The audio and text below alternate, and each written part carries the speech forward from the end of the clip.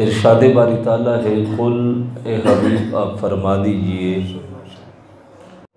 इन कुंतुम तुहिब्बूनल्लाह, अगर तुम अल्लाह से मोहब्बत करना चाहते हो, फत्तबिऊनी, तो मेरी इत्तिबा करो।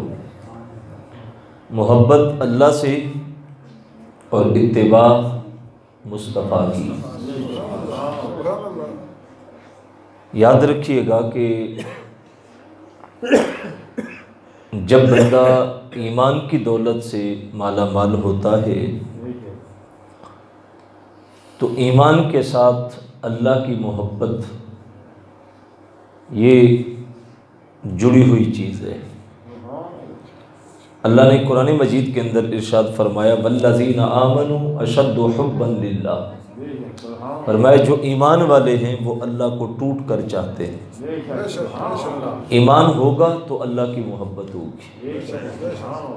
अब जिससे आप मोहब्बत करते हैं आप चाहेंगे कि वो भी आपसे मोहब्बत करे। मोहब्बत का बदला मोहब्बत है। आपको अल्लाह से मोहब्बत हुई तो आपने चाहा कि अल्लाह भी मुझसे मोहब्बत करे, लेकिन उसने कहा कि मैं मोहब्बत नहीं करूँगा। मालिक हम तुझे चाहते हैं, तुझसे मोहब्बत करते हैं टूट कर, और तू हमसे मोहब्बत कब करेगा? तो अल्लाह ने मुख्तसर रास्ता हमें बताया, शॉर्टकट फरमाया, फत्तबिऊनी, महबूब इन्हें कहो कि तेरी इत्तिबा करें। अगर मेरी मोहब्बत चाहते हैं तो इत्तिबा तेरी करें। फरमाया युहब्बुकुमुल्लाह, फिर इन्होंने क्या मोहब्बत करनी है, मैं अर्श का रब खुद इनसे मोहब्बत शुरू कर दूंगा। जब हुजूर की इत्तिबा करोगे तो अर्श का रब कहता है मैं खुद तुमसे मोहब्बत शुरू कर दूंगा। दो रास्ते हैं ना। दातरी हजवेरी रहमतुल्लाह ताला अलैह ने कश्फुल महजूब के अंदर दो इस्तिलाहें बयान की हैं तसव्वुफ की। एक फरमाते हैं कि जमा का रास्ता और एक नफ़ी का रास्ता। बंदा अल्लाह की तरफ सफ़र करे, उसकी ज़ात तक पहुँचना चाहे, उसकी बारगाह तक रसाई लेना चाहे, नवाफल पढ़े, सदकात करे, खैरात करे, ज़िक्र अस्कार करे, रातों को जागे कि मैं अल्लाह के करीब हो जाऊँ। बंदा चाहता है कि मैं अल्लाह के करीब हो जाऊँ, बंदा बढ़ता रहे। दाता पाक फरमाते हैं कि ये रास्ता नफ़ी का रास्ता है और ये मुश्किल है। बस औक़ात सारी ज़िंदगी गुजर जाती है मुराकबे करते, मुजाहदे करते, लेकिन अल्लाह का कुर्ब नसीब नहीं होता। लेकिन ज़िंदगी इन्हीं राहों पे गुजरती है। और फरमाते हैं जमा का रास्ता ये है कि बंदा उसकी तरफ बढ़े और उसकी रहमतें बंदे की तरफ बढ़े। गोया वो आगे बढ़ के बंदे का हाथ थाम ले के बंदे आजा मेरी बारगाह में। दाता पाक फरमाते हैं ये जमा का रास्ता है और ये मुख्तसर रास्ता है। बंदा कोशिश करता रहे, सारी ज़िंदगी गुजर जाती है, मंजिल नहीं मिलती, लेकिन जब वो करम नवाजी फरमाता है तो एक लम्हा भी नहीं लगता। था तो दीवाना बहलोल, बादशाह वक्त ने अपने खुदाम से कहा कि जब बहलोल का गुज़र हो गली से तो उसको मेरी बारगाह में ले आओ। एक ज़माना गुज़रा था कि बादशाह लोग भी फ़कीरों से मोहब्बत करते थे, दरवेशों से प्यार होता था। जब बहलोल का गुज़र गली से हुआ तो ऊपर वालों ने कमर नीचे डाली और नीचे वालों ने पकड़ के उसमें बैठाया, ऊपर वालों ने रस्सा खींचा और 2 लम्हों के बाद बहलोल बादशाह के सामने पहुंचा हुआ था। कुर्ब में बैठा तो बादशाह ने सवाल किया कि बहलोल ये बताओ कि अल्लाह तक कैसे पहुंचे हो? ये जो मकाम तुम्हें मिला अल्लाह के कुर्ब का, उसके दोस्त बने हो, दुर्वेश बने हो, बताओ उसकी ज़ात तक कैसे पहुंचे हो? जो दुर्वेश और फ़कीर लोग होते हैं इनकी बातें भी सादा होती हैं। इकबाल ने कहा था कि बात में सादा वो आज़ादा, मानी में दकीक। ये सादी सादी बातें करते हैं लेकिन मानी और मफहूम का समंदर मौजूद होता है। बादशाह ने कहा बहलोल अल्लाह तक कैसे पहुंची हूँ? बहलोल ने कहा बादशाह जैसे आप तक पहुंचा हूँ वैसे अल्लाह तक पहुंचा हूँ। बादशाह ने कहा बहलोल समझ नहीं आई, आसान करके बताओ। बहलोल ने कहा बादशाह अगर मैं आपसे मिलना चाहता तो कितना वक्त लगता, ख्वाहिश मेरी होती, दरख्वास्त लिखता, खादिम को देता, वो आपकी कार ख़ास को देता, वो आपके टेबल पे रखता, न जाने कितने दिनों के बाद आप उसको खोल के पढ़ते।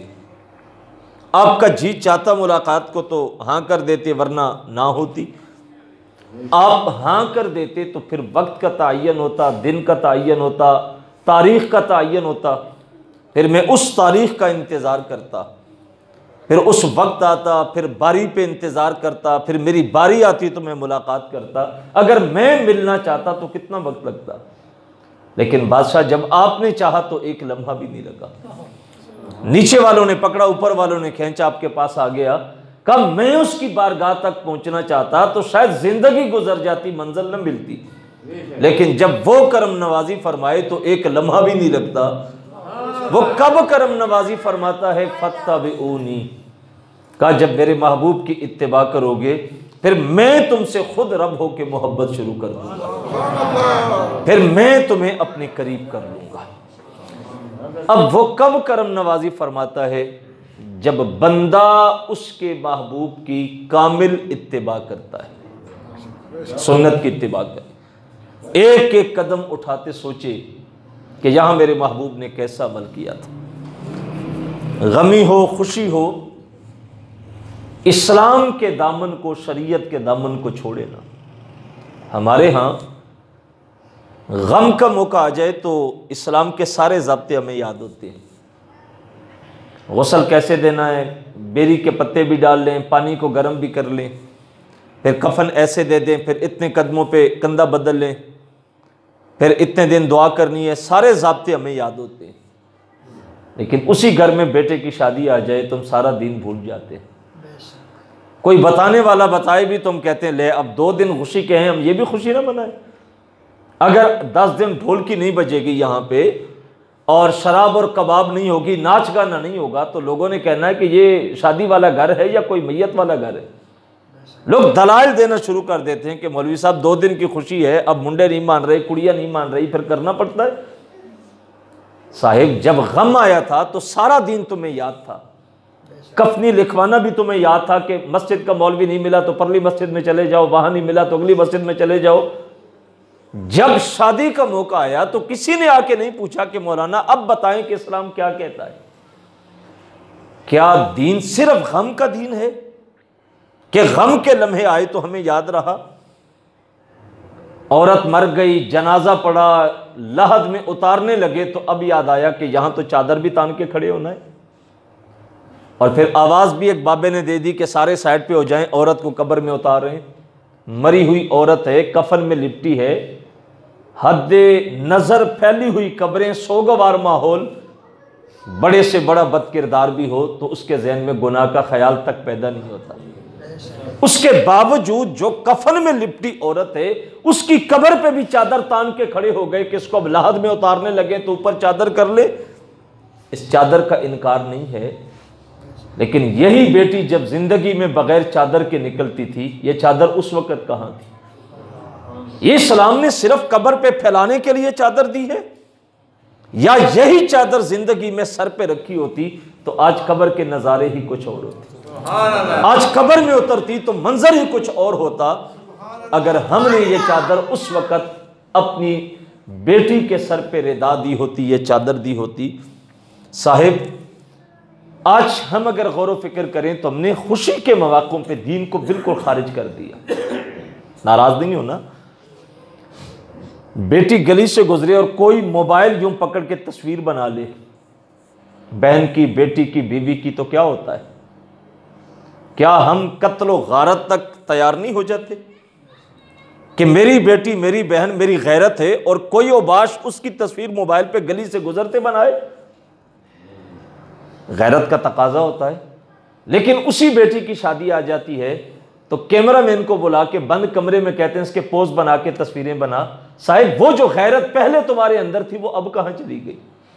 इकबाल ने कहा था अपने भी खफा मुझसे हैं बेगाने भी ना खुश, कि मैं ज़हरे हला हल को कभी कह न सका कंद, कहता हूँ वही बात समझता हूँ जिसे हक, नई अबला मस्जिदू नई तहजीब का फर्जंद। यार सोचने वाली बात तो ये, अब वो जो तस्वीर बनाने आया है वो कौन सा महरम है? वो भी तो गैर है ना। लेकिन अब वो जैसे मर्जी उसका स्टाइल बना के तस्वीरें बनाता फिरे, अब किसी की गैरत बेदार नहीं होती। साहिब समझने की कोशिश करें, इस्लाम लावारिस नहीं है कि आपका जी चाहा तो कबूल कर लिया, जी ना चाहा तो पसे पुश डाल दिया।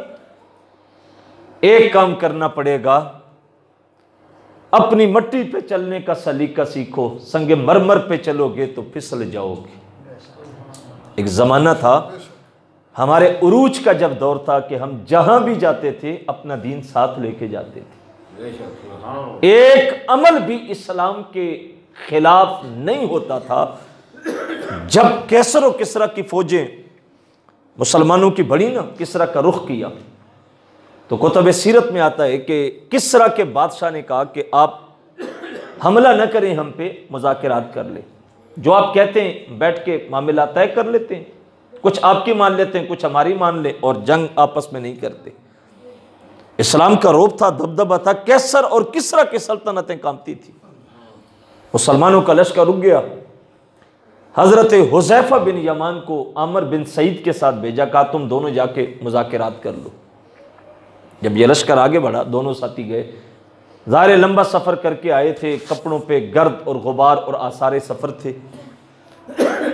तो दरवाजे पे गए तो दरबान ने रोक के कहा कि ये किसरा का महल है और यहाँ आदाब हैं, आपका लिबास इस काबिल नहीं कि आप अंदर जाएं। ये तो शाही महल है और यहाँ तो अपना लिबास होता है, आपके लिबास पे गर्द पड़ी है, चेहरे अटे हुए हैं, आप कैसे जा सकते हैं?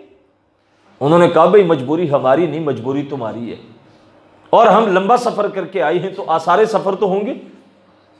तो दरबान ने कहा कि हम तुम्हें जुब्बे देते हैं जो हमारे दरबान में दरबारी पहनते हैं, आप इन कपड़ों के ऊपर हमारे जुब्बे पहन लें। लेकिन ये इस्लाम की गैरत का ज़माना था। हज़रत हुज़ैफा बिन यमान ने कहा सोचना भी ना कि हम तुम्हारे जुब्बे जिस्म के करीब करेंगे।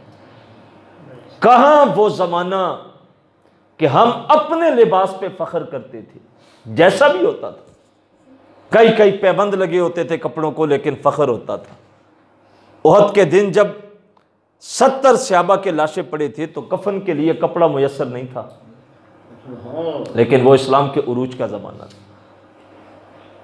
उन्होंने कहा हम नहीं जाएंगे, और आज हम गैर का लिबास पहन के फ़ख्र करके कहते हैं बताओ मैं कैसा लग रहा हूँ। आज हम हमाम पे जाके बैठते हैं तो लगी हुई तस्वीरें देख के जवान कहता मेरी दाढ़ी का स्टाइल ऐसे बनाना।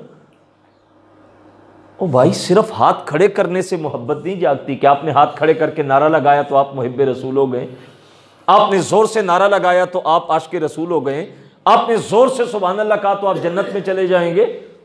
ये नकीब का, खतीब का, नात खां का ज़ौक़ तो हो सकता है कि अगर मोहब्बत है तो जोर से सुभान अल्लाह कहें, मोहब्बत है तो हाथ खड़े कर लें, जन्नत में जाना है तो हाथ खड़ा कर लें। अगर जन्नत ऐसे मिलनी होती तो बिलाल हबशी यूं ही तपती रेतों पे लेटते रहे। अगर जन्नत हाथ खड़ा करने पे, जोर से सुभान अल्लाह पे मिल जाती तो अम्मार इब्न यासर का सारा खानदान यूं ही मश्ते सितम बनाया गया। अगर हाथ खड़ा करने से मदीना मिल जाता तो क्या लोग सारी जिंदगी यूं ही सुन्नत और सीरत के पैकर बन के जीते रहे।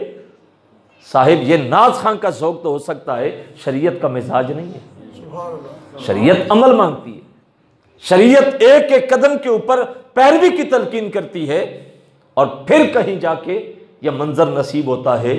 लिहाजा हमें दीन के मिजाज को समझना है कि महफिल में तो आशिक़े रसूल होते हैं, लेकिन जब हमाम पे बैठ के दाढ़ी का स्टाइल बना के सुन्नत को गंदी नाली में बहाते हैं, हमें उस वक़्त भी मदीने का रुख करना चाहिए था कि गुंबद खजरा वाले के दिल पे क्या गुजर रही है। अमल मुश्किल से पैदा होता है, लेकिन रास्ता पुरखतर है, लेकिन इस पे जो अजर रखा गया है वो बहुत बड़ा है।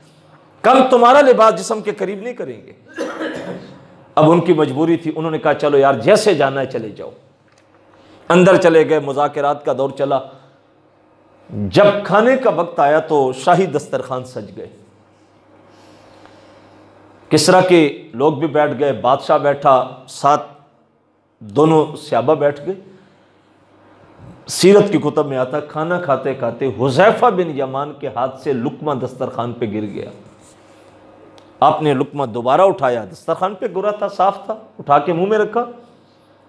वो जो साथ बंदा बैठा था उसने यूं कोनी मार के इशारा दे के कहा, हुज़ैफा ख्याल कर किसरा का दरबार है, शाही लंगर खाना है, और आप दस्तरखान से गिरा हुआ लुकमा उठा रहे हैं। तो हज़रत हुज़ैफा बिन यमान की आवाज़ भरे दरबार में गूंजी और आपने कहा, क्या किसरा के बादशाह के लिए अपने रसूल की सुन्नत को छोड़ दूं? हम जहां भी जाते थे हमारा दीन हमारे साथ होता था। आज जब मस्जिद में और तरह के मुसलमान होते हैं, बाहर और तरह के होते हैं, दीनी महफिलों में और तरह के मुसलमान हैं, शादियों पे चले जाएं तो और तरह के होते हैं। फिर हम पूछते हैं, यार हालात बड़े सख्त हो गए, पहले तो ऐसे नहीं थे। साहिब अगर ऐसे रहेंगे तो हालात और ज्यादा सख्त होते चले जाएंगे।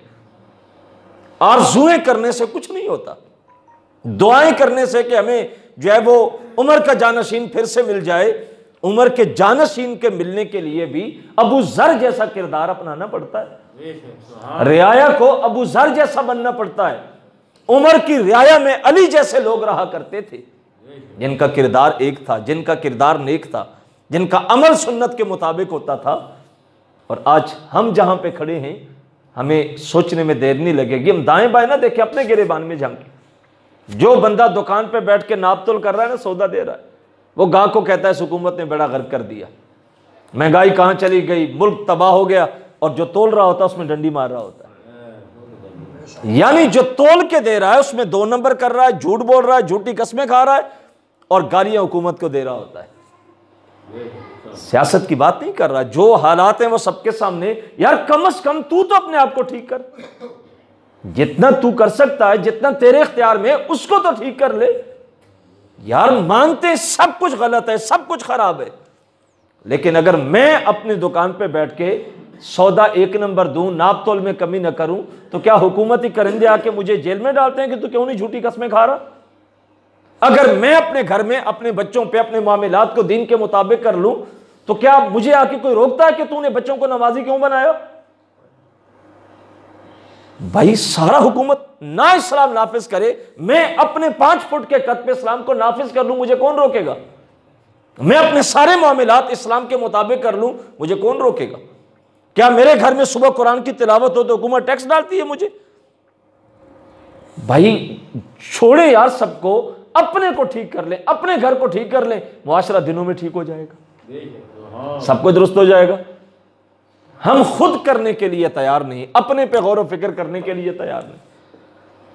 वो एक बंदा था ना, दफ्तर गया, वापस पलट के आया तो काम बड़े थे, काम करने वाले थे बड़े, तो मसरूफियत का दौर था। उसने कहा चलो कुछ काम जाके घर कर लूंगा। घर पलट के आया तो बच्चे इंतजार में बैठा था। बच्चे वालिदैन से मानूस होते, बाप घर में आया तो बेटा अटप का कमरे में। बाप ने सोचा अब काम बहुत सारा करने वाला है, अगर ये पास बैठा रहा तो काम तो नहीं होगा। उसने कहा चलो बच्चे को कोई काम दे देते, अपने कमरे में जाके बैठेगा तो मैं उतनी देर में अपना काम कर लूंगा। उसने कागज पकड़ा, उस पर टेढ़ी मेढ़ी लकीरें खींच के तो कागज को कई हिस्सों में फाड़ा और फाड़ के कहा पुत्र ये पाकिस्तान दुनिया का नक्शा बनाया है, अपने कमरे में जाके ना इसको दोबारा जोड़ के ले आ। अब उसे यह था कि ये बच्चा है, इसको क्या पता कि दुनिया के नक्शे में कौन सा मुल्क कहां वाक़या है। ये घंटों गुजार देगा, मैं अपना काम कर लूंगा।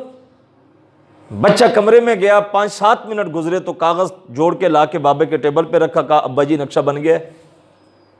बाप बड़ा हैरान हुआ, मुझे तक घंटों लगेंगे, ये 5 मिनट में आ गया और नक्शा भी ठीक है। कहा बेटा आपको कैसे पता है कि दुनिया के नक्शे में मुल्क कहां वाक़या है? बेटे ने कहा अब्बा जी मुझे कोई पता नहीं कि दुनिया का नक्शा क्या है, कौन सा मुल्क कहां वाक़या है। तो कहा कैसे ठीक किया? उसने कहा जिस कागज पे तूने नक्शा बनाया था ना, उसकी पुष्ट पे मर्द की तस्वीर बनी हुई थी। मुझे नक्शे का पता नहीं, लेकिन मर्द के नक्शे का तो पता है ना।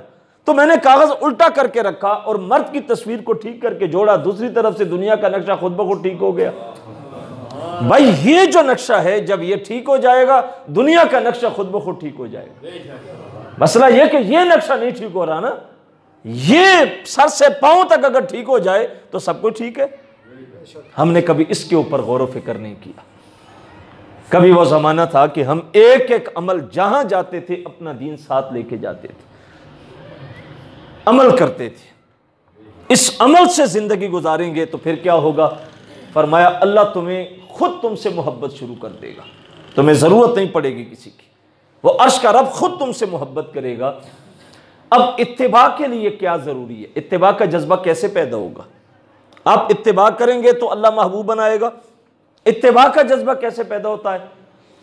किसी की इत्तिबा उस वक़्त की जाती है जब उसकी मोहब्बत दिलों में मौजूद हो। आप किसी से मोहब्बत करते हैं तो आप कोशिश करते हैं कि यार मैं उसकी तरह बनूं। जो क्रिकेटर से मोहब्बत करने वाला जवान है वो बालों का स्टाइल उसकी तरह बनाएगा, वो लिबास उसकी तरह पहनेगा, वो बैटिंग करेगा तो बल्ला उसकी तरह पकड़ेगा जिससे मोहब्बत कर रहा है, वो बॉलिंग कराएगा तो स्टाइल उसकी तरह बनाएगा जिससे मोहब्बत कर रहा है। आप मजहबी मामलात में किसी आलिम को मोहब्बत करते हैं, अपने शेख से मोहब्बत करते हैं, आपका लिबास, आपकी टोपी, आपकी दाढ़ी, आपकी जुल्फें, आपका लिबास उसकी तरह होगा जिससे आप मोहब्बत करते हैं। जब मोहब्बत करेंगे तो मोहब्बत के बाद इत्तिबा का रास्ता आसान हो जाता है, दिल खुद ब खुद माइल होता है। और एक एक अमल के ऊपर हजरत अनस रदी अल्लाह ताला अन्हु को किसी ने देखा कि खाना खाते वक्त कद्दू बन के आया तो पीस उठा उठा के चबाने लगे। किसी ने कहा अनस ये क्या कर रहे हो? हजरत अनस ने कहा यार एक दिन हुजूर के साथ खाना खाने बैठा तो कद्दू बन के आए तो मैंने देखा हुजूर ने ऐसे ही पीस उठा के चबाए थे, तो मैं हुजूर की सुन्नत को अदा कर रहा हूं। मोहब्बत पैदा हो जाए तो एक एक अमल अपनाने को जी चाहता है। अब मोहब्बत हर मोमिन के सीने में मौजूद है, लेकिन इस मोहब्बत को बढ़ाना है। जब बंदा कलमा पढ़ता है, ईमान आता है, तो मोहब्बत रसूल का बीज अंदर मौजूद होता है। ला युमिनु अहदुकुम हत्ता अकूना अहब्बा इलै। अल्लाह के महबूब अलैहिस्सलाम ने इरशाद फरमाया कि उस रब की कसम जिसके कब्ज़े कुदरत में मोहम्मद की जान है, तुम में से कोई शख्स उस वक्त तक कामिल मोमिन नहीं हो सकता जब तक जान से, माँ बाप से और एक रवायत में जमी कायनात से बढ़ के मोहब्बत मुझ मोहम्मद से नहीं करोगी। तो जब ईमान है तो मोहब्बत का बीज मौजूद है। अब कुछ लोगों के अंदर वो बीज जहां होता है वहीं का वहीं दफन हो जाता है। उनकी सारी तवज्जो दुनिया की तरफ होती है। यहाँ प्लाट खरीदा तो वहाँ कैसे खरीदेंगे, यहाँ कारोबार किया तो वहाँ कैसे करेंगे, इस टाउन में जगह ले ली तो फलां टाउन में कैसे लेंगे, इस बच्चे को कारोबार शुरू करवा दिया तो उसके लिए क्या करेंगे, इसको बाहर भेजा तो उसको कहाँ भेजेंगे। वो सारी जिंदगी इन चक्रों में गुजर जाती है। ना वो कभी मस्जिद में आए, न कभी दीनदार तबके से ताल्लुक रखा, न दीन की बात सुनना गवारा की। उनकी जिंदगी का कुल्लुहुम स्टाइल ही अलग होता है। लेकिन याद रखें कि ईमान कबूल किया है तो अंदर बीज मौजूद है, लेकिन दुनिया की गर्द इतनी पड़ गई कि वो बीज जहां था वहीं का वहीं दफन हो गया। लेकिन कुछ लोग उस बीज को पानी देते रहते, वो बढ़ता रहता है।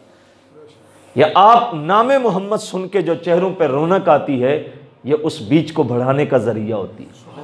या आप दीनी महफिलों में आके बैठते हैं, सुनते हैं, झूमते हैं, खुश होते हैं, ये वो बीज का पानी मिल रहा, वो बढ़ रहा है। और एक वक्त आता है कि मोहब्बत वहां तक पहुंचती है कि यहां बैठ के नजर बंद करें तो गुंबद खजरा निगाहों के सामने होता है। ये जिक्र रसूल पे कभी चेहरों पे चमक आती है, कभी आंखों में आंसू आते हैं, कभी आप नात पे झूमते हैं, कभी अच्छे जुमलों पे वजद में आते हैं। ये अंदर मोहब्बत का बीज मौजूद है तो आपको सब कुछ नसीब हो रहा है। ये प्रोग्राम से इन मोहब्बतों को बढ़ाया जाता है। अब अल्लामा इकबाल अलैहि रहमत फरमाते हैं कि मोहब्बत को बढ़ाने के 3 जरिए जिनसे मोहब्बत रसूल बढ़ती है। इख्तिसार के साथ टाइम जो है वो सिमट रहा है। पहले नंबर पे फरमाते हैं कि आप हुजूर अलैहिस्सलाम के ऊपर कसरत के साथ दुरूद पढ़ें। ये एक ऐसा वजीफा है कि आपके दिलों में मोहब्बत बढ़ेगी हुजूर की दुरूद पढ़ने से। और ये आसान है, मुश्किल नहीं है। अल्लाह के महबूब अलैहिस्सलाम ने इरशाद फरमाया कि जो शख्स दुरूद पढ़ना भूल गया वो जन्नत का रास्ता भूल गया। गोया दुरूद शरीफ पढ़ने वाला शख्स जन्नत के रास्ते पे गामजन होता है।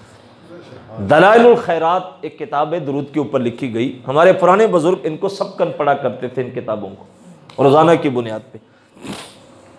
मुसन्नफ उनके उस किताब के लिखते हैं कि मैं एक सफ़र पे निकला तो नमाज का वक्त आया, मुसाफिर था, पानी नहीं मिला। पानी को ढूंढते ढूंढते मैं बढ़ते बढ़ते एक कुएं पे चला गया। उधर नमाज का वक्त जा रहा था, सूरज डूबने वाला था। मैं परेशानी में था कि पानी मिले, वजू करके नमाज पढ़ूं। कुएं पे गया तो वहां देखा कि पानी बिल्कुल निचली सतह पे, कुछ है भी नहीं कि निकालूं, हाथ भी नहीं पहुंच रहा। बड़ा परेशान के टाइम भी जा रहा है, पानी मिला है तो हाथ नहीं पहुंच रहा। फरमाते हैं सामने एक मकान था, उसकी खिड़की से एक बच्ची मुझे देख रही थी। वो बच्ची समझ गई कि पानी निचली सतह पे और नहीं मिल रहा, तो वो घर से निकली और गली के रास्ते दौड़ते दौड़ते मेरे पास आई और कहने लगी, हजरत क्या मामला है? मैंने कहा बेटा वजू करना है, नमाज का वक्त जा रहा है, पानी निचली सतह पे, हाथ भी नहीं पहुंच रहा, कुछ है भी नहीं कि निकालूं। तो उस बच्ची ने अपना थूक फेंका कुएं में और पानी उबल के ऊपर वाली सतह पे आ गया। मैंने जल्दी जल्दी वजू किया, वजू करके नमाज पढ़ी। नमाज पढ़ के बच्ची को बुला के मैंने पूछा, बेटा बताओ अमल क्या करती हो? उम्र इतनी थोड़ी है और थूक की बरकत इतनी है कि पानी उबल के ऊपर आ गया। तो बच्ची मुझे कहने लगी, हजरत मैं दिन रात मुस्तफ़ा पे दुरूद पढ़ती हूँ, अल्लाह ने मेरी थूक को बाबरकत कर दिया। जिस मकसद के लिए फेंको अल्लाह पूरा कर देता है। तो दुरूद पढ़ने की आदत डालें। आप नमाज पढ़ने आए, नमाज पढ़ के निकलें तो नियत करें घर तक जाते जाते, दुकान तक जाते जाते सिर्फ दुरूद पढ़ना है। आप घर से वजू करके मस्जिद को निकले तो नियत करें कि दुरूद पढ़ते पढ़ते मस्जिद तक जाऊंगा। आप सुबह घर से काम को निकले, काम से घर को निकले तो इरादा करें कि दुरूद पढ़ते जाएंगे, दुरूद पढ़ते आएंगे। यार कम से कम ये 4 औकात तो मुख्तस कर लें। और जब आप रूटीन से दुरूद पढ़ने की आदत डालेंगे तो हफ्ता 10 दिन के बाद आपकी जुबान पे वैसे दुरूद जारी हो जाएगा, आदत बन जाएगी। एक ये अमल करें, एक ही अमल करें कि अपने घर में हफ्तावार कम से कम महफिल का एहतमाम करें। अब आपके जहनों में आएगा कि हफ्तावार महफिल करेंगे तो अखराजात कौन बर्दाश्त करेगा? ज़ाहिर है आज खतीब को बुलाएं, नकीब को बुलाएं, नात खां को बुलाएं तो अकाउंट नंबर पहले होता है। हजरत इतने लेते हैं इस दिन के और इस दिन के इतने लेते हैं, ये सारा मामला चल रहा है, आपको भी पता है। दिनों के रेट अलग अलग होते हैं, हर शख्स का अलग अलग रेट होता है और कौन देती है तो वो लेते हैं, ये भी एक बात है ना। जब तक कोई नामवर खतीब अकाउंट दे के नहीं आता तो हम उसको उस अंदाज से सुनना भी गवारा नहीं करते। ये भी मुआशरे में एक रवश चल रही है ना। तो ये सब कुछ चल रहा है। फिर कौम का मिजाज ये है कि हमारी कौम बगैर लंगर के दीन सुनना नहीं चाहती। आप किसी को बुलाएं दरसे कुरान के लिए तो पहला सवाल ये होता है कोई लंगर शंगर होगा। अब जो कौम अपना दीन भी बगैर लंगर के सुनना ना चाहे कि बिरयानी का डब्बा मिलेगा तो दीन सुनने जाएंगे वरना नहीं, उससे क्या तवक्को रखेंगे आप? हमें वैसे इन चीज़ों से अब निकलना चाहिए। बड़ा वक्त गुजर गया इन चीज़ों में, इनसे अपने आप को निकालें। जब घर से चलें, देखें ना, आप तबरक लेना चाहते हैं ना यार, इससे बड़ा तबरक और क्या है? मेरे रसूल फरमाते हैं आप घर से दीन सीखने की नीयत से निकलें, अल्लाह के नूरी फरिश्ते आपके कदमों के नीचे पर बिछाएंगे। इससे बड़ा एहसास क्या है? यहां बिरयानी की हैसियत क्या है या लंगर की हैसियत क्या है? क्या आप नीयत करके निकले कि मैं दीन रसूल सुनने जा रहा हूं? मेरे हुजूर फरमाते हैं अल्लाह के नूरी फरिश्ते आपके कदमों के नीचे पर बिछा लेते हैं। इतना बड़ा एजाज अल्लाह उस शख्स को देता है जो दीन सुनने की नीयत से निकलता है। तो मिजाज अपना ये बनाएं कि बस हम दीन सुनने जा रहे हैं, जो सुनेंगे कोशिश करें, दुआ करें अल्लाह से कि अल्लाह मुझे तौफीक अमल दे देना। ये बड़ा है। लेकिन आसान रास्ता मैं बताता हूं, ना खतीब की ज़रूरत, ना नकीब की ज़रूरत, ना नात खां की ज़रूरत, ना तबर्रक की ज़रूरत। आप 15 दिन में, हफ्ते में एक दिन घर में रख लें कि ये जुमे का दिन, जुमेरात का दिन, पीर का दिन, शाम को अपने बच्चों को बता दें कि बेटा आज रात को हमारे घर महफिल होगी। जो खाना बच्चों के लिए बनाते हैं ना, उसको एक दिन थोड़ा सा अच्छा कर लें। अपने बच्चों के लिए जो बनाते हैं, गोश्त शामिल कर लें, कोई चावल बना लें, कोई मीठी चीज़ बना लें। और जब शाम हो जाए तो साफ़ सुथरे कपड़े घर वालों को पहना के, बच्चों को वज़ू करवा के दस्तरखान बिछाएं, खाना सामने रखें और बच्चों से कहें बेटा 15 मिनट 20 मिनट सब हुजूर की ज़ात पे दुरूद पढ़ो। दुरूद पढ़ के दुआ करके जो पढ़ा हुआ दुरूद है हुजूर की बारगाह में पेश कर दे और वो खाना अपने बच्चों को खिला दें, आपके घर में हुजूर की महफिल हो जाएगी। ये आसान तरीका है, बरकतें भी आएंगी, बच्चे भी हुजूर से जुड़ेंगे, बच्चों के मिजाज भी नरम होंगे, बच्चों में अदब भी पैदा होगा, घर में रहमतें भी नाजिल होंगी। आप दुनिया से चले भी जाएंगे तो आपके बच्चों को वो दिन याद होगा कि इस दिन हमारे घर में ये प्रोग्राम होता था, उससे आपकी रूह को भी साले सवाब होता रहेगा। अच्छी चीजें राज करके जाएं, अच्छे माहौल अपने घरों को देके जाएं। दूसरे नंबर पे अल्लामा इकबाल कहते हैं कि अपनी नस्लों के सामने हुजूर अलैहिस्सलाम के कमालात, हुजूर के फ़ज़ाइल, हुजूर के कमालात का जिक्र करें। आप किसी के नक्श बयान करेंगे तो आपकी नस्लें उससे दूर होंगी। ये फितरत इंसानिया है। आप किसी की खूबियां बयान करेंगे तो सुनने वालों के दिल में उसके लिए मोहब्बत पैदा होगी। ये फितरत है। घरों में बैठते हैं ना अपने बच्चों में, तो बच्चों ने चचा का नाम लिया तो बाप कहता है भाई मेरा है लेकिन उसका नाम न लिया करें, उसने हमारे साथ कौन सी अच्छाई की। 2, 3, 4 दफा बाप की जुबान से लफ्ज सुनते हैं तो बच्चे चचा के साथ सलाम लेना भी छोड़ देते हैं। घर में इकट्ठे बैठ गए, फुप्पो का जिक्र हुआ तो बाप ने कहा बहन मेरी है लेकिन उसने अच्छा नहीं किया, ये भी किया, ये भी किया, ये भी ज्यादती की हमारे साथ, उसका नाम ना लिया करें।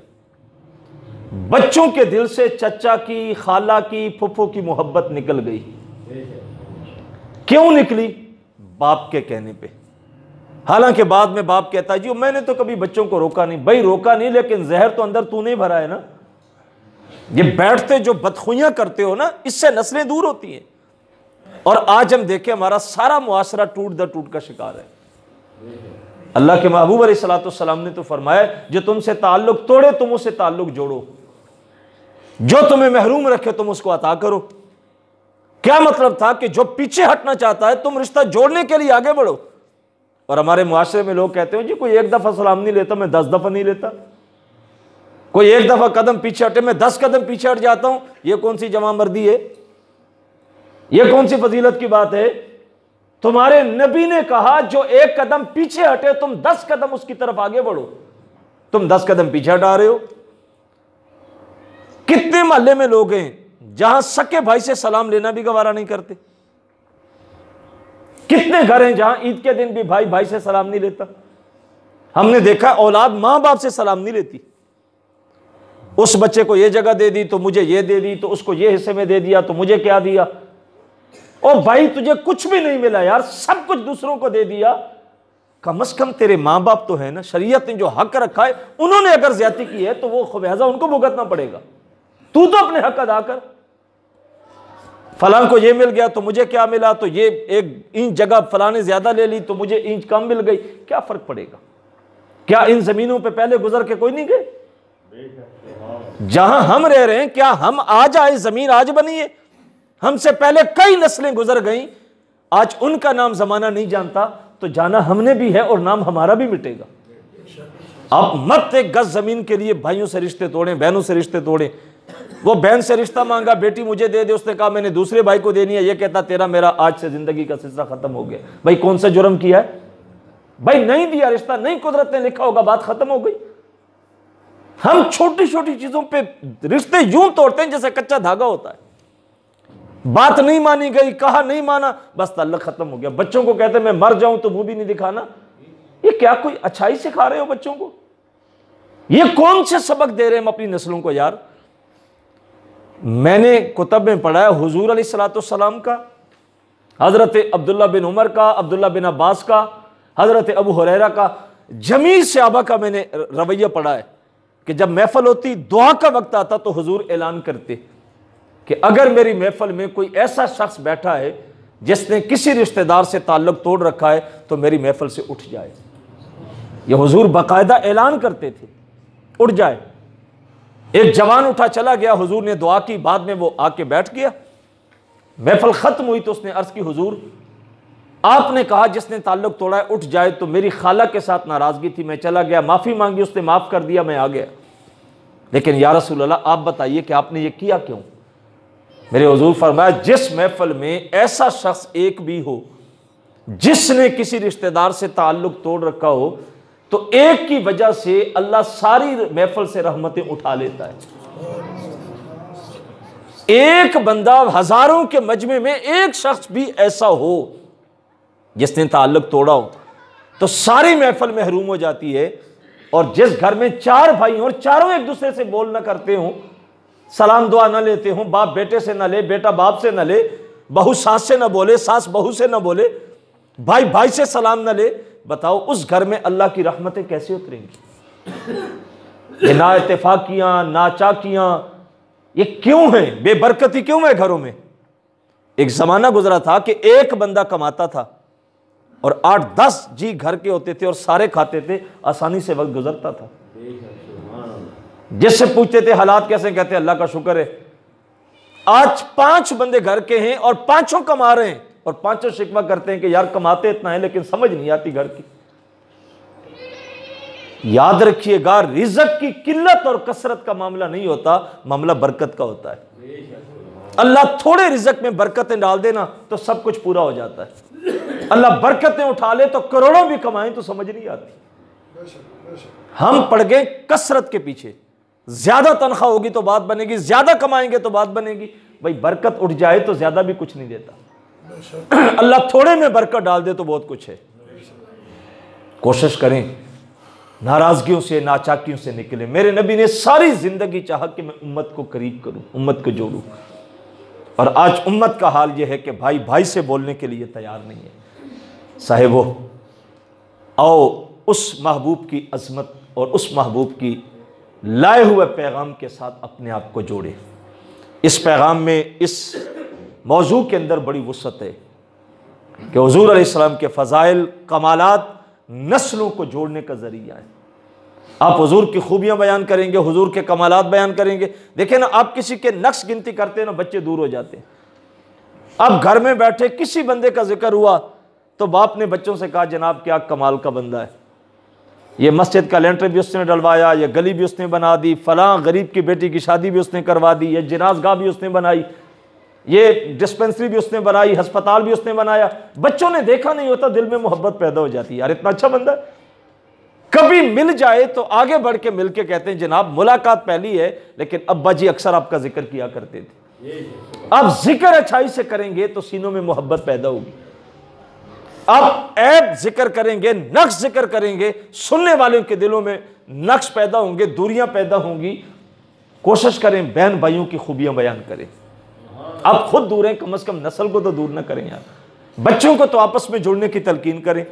आप हुजूर के कमालात, हुजूर के महासन, हुजूर के फजाइल, हुजूर का हुस्न आप बयान करेंगे तो आपकी नस्लें हुजूर से जुड़ती चली जाएगी। करेंगे तो फिर उम्मत और नस्ल हुजूर से दूर होगी। तीसरे नंबर पे अल्लामा इकबाल कहते हैं कि आप हुजूर अलैहिस्सलाम की सीरत, इसको मुआशरे पे आम कर दें। जब आप सीरत का छिड़काव करेंगे तो आपका मुआशरा दिनों में अपने कदमों पे खड़ा हो जाएगा। जब हुजूर तशरीफ लाए थे तो अरब का हाल क्या था? क्या सके बेटे मंडियों में माओं के सौदे नहीं करते थे? सकी मां को सके बेटे बेचा करते थे। मेरे नबी ने आके आसमानों से जन्नत को खींच के मां के कदमों के नीचे रखा और बच्चों से कहा नादान मां को बेच नहीं, ये तेरी जन्नत है। 2 रिश्तों से जोड़ा है, मां और बाप से। कहा इन 2 रिश्तों से जुड़ जाओ, इनको नहीं छोड़ना। ये अजमत का है। और यहां तक फरमाया कि अगर जमीन पे मां और बाप राजी हैं तो समझ लो कि अर्श का रहमान भी राजी है। माँ और बाप राजी नहीं है तो अर्श का रहमान भी राजी नहीं है। ये मैं नहीं कह रहा, हुजूर फरमाए। अल्लाह की रजा वालिदैन की रजा में और अल्लाह की नाराजगी वालिदैन की नाराजगी। आज बच्चा थोड़ा सा पढ़ जाए, थोड़ी सी नौकरी अच्छी मिल जाए, 4 पैसे कमाने लगे, घर अच्छा बना ले, गाड़ी ले ले तो माँ बाप को भी कुछ नहीं समझता। बाप बोले तो बेटा कहता बाजी आप ना बोला करें, आपको नहीं पता जमाना कहाँ पहुंच गया। माँ बोले तो बेटा कहता है अम्मा 2 वक्त की रोटी चाहिए, आपको मिल रही है, छोड़ें जो मर्जी करें घर वाले, आप बस बैठ जाएं, तस्बीह रोलें, रोटी खाएं। वो नादान 2 वक्त की रोटी तो लोग चौकीदार को भी दे देता है। तूने माँ को मुलाजमा का हैसियत दे दी। जिस बाबे को बेटा कहता बाजी आपको नहीं पता जमाना कहाँ पहुंचा है, दरअसल उसको भी जमाने की दौड़ में इस बाबे ने शामिल किया होता है। आज तो दौलत है, आज कारोबार की वसअत है, आज महल बनाया, आज गाड़ी ली, आज तेरा नाम है। मैं कहता हूं सारा कुछ जमीन पे रखना और पलट के उस वक्त पे जा जब पहले दिन तू किताबें पकड़ के स्कूल गया था। जानता तेरे स्कूल की फीसें इस बाबे ने अदा की थी। इसने टोकरियां उठाई थी, तेरी फीसें अदा की, इसने मेहनत की, तेरी फीसें अदा की। और आज तो उसी बाबे को कहता है बाजी आपको बोलना नहीं आता। माँ बाप की कदर करना सीखें। अगर ये दो रिश्ते राजी नहीं हैं तो मेरे हुजूर फरमाते हैं अर्श का रहमान भी राजी नहीं होता। इनकी कदर दी गई। बेटियों को जिंदा दफन किया जाता था, मेरे नबी ने आके बेटियों की इज्जत और आबरू दी। बीवी के साथ नारवा सलूक होता था और मेरे नबी ने आके बीवी की अजमत दी। हजरत खतीजतुल कुबरा रदी अल्लाह ताला अन्हा का जब वक्त आखिर आया तो हजरत फातिमा को भेजा, कहा बेटा बाबा से कहो कंधों पे जो चादर है वो दे दें। हुजूर ने चादर लपेटी, कहा फातिमा ले जाओ और माँ से पूछो कि चादर क्या करनी है। तो हजरत फातिमा ने जाके माँ से पूछा कि अम्मा चादर क्या करनी है। तो हजरत खतीजतुल कुबरा रदी अल्लाह ताला अन्हा ने कहा कि मुझे शिद्दत का बुखार है और लगता है कि ये बुखार जानलेवा होगा, तो मैं चाहती हूँ कि इस चादर में मुझे कफन मिले ताकि कब्र की मंजिलें आसान हो जाएं। जाके हजरत फातिमा ने हुजूर को बताया कि मेरी माँ ने चादर इसलिए मांगी कि कफन दिया जाए। तो मेरे हुजूर ने फरमाया लो अरत्ते जिल्दी ला आते तो के, कहा खतीजा तूने चादर मांगी, मोहम्मद की जिल्द मांगती मोहम्मद वो भी उतार के दे देता। ये बीवियों के लिए मोहब्बत है ना। आज के जवान को तो दीन की समझ ही नहीं। आज उसने दीन सीखा ही नहीं कि औरत की हैसियत कितनी है घर में।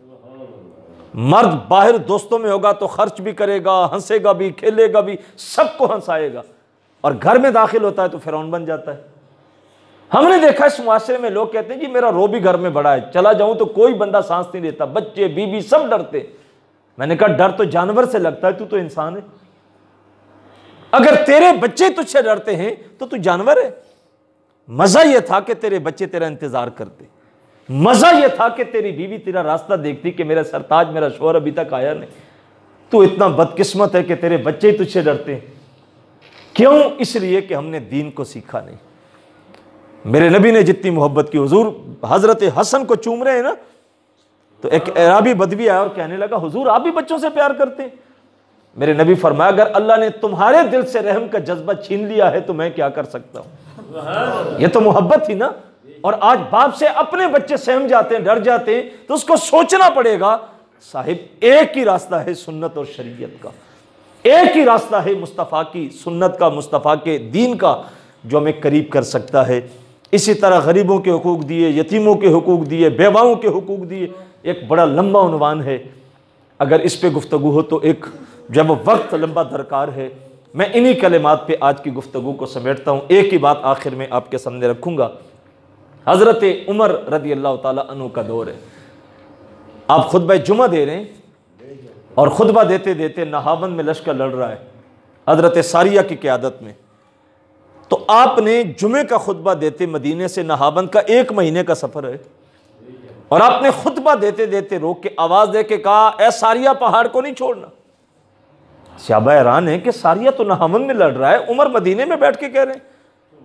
लश्कर वापस पलट के आया। लोगों ने कहा सारिया कैसे फतह हुई? उन्होंने कहा यार दोपहर का वक्त था, जुमे का दिन था, हम पहाड़ छोड़ने लगे थे, दुश्मन पीछे से आ रहा था, हमें एक आवाज़ आई कि पहाड़ नहीं छोड़ना, और हम पहाड़ पे डटे रहे तो अल्लाह ने फतह दे दी। कहा जानते हो आवाज़ किसकी थी? कहा गैबी आवाज़ आई थी। कहा वो आवाज़ उमर की थी। अब मदीने में बात फैल गई।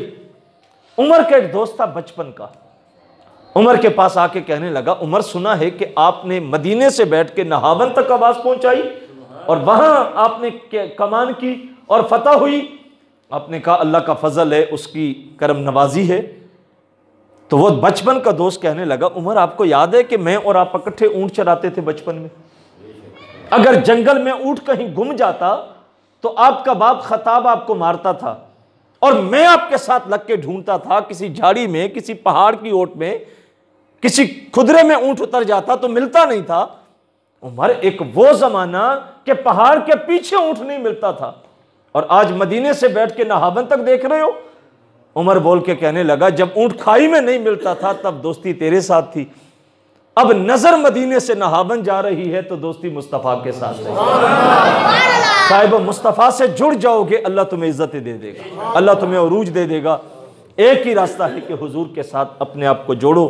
इन प्रोग्रामों में आने का मकसद ये होता है कि हम अपनी ज़िंदगी में कुछ तब्दीली लेके आएँ, अपने आमाल का बार बार मुहासबा करें, अल्लाह की बारगाह में दुआ करेंगे कि अल्लाह इस बज़म का एक एक लम्हा अपनी बारगाह में कबूल फरमाए।